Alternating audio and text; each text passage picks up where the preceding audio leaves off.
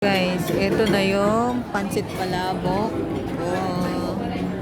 Ito naman yung insaladang talong and garlic rice and pata.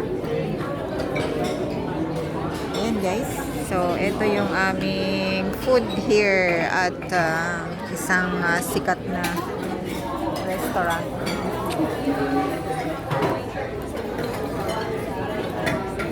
Ayan guys.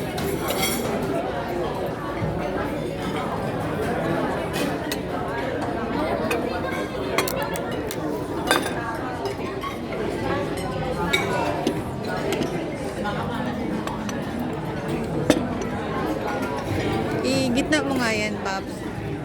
Ito.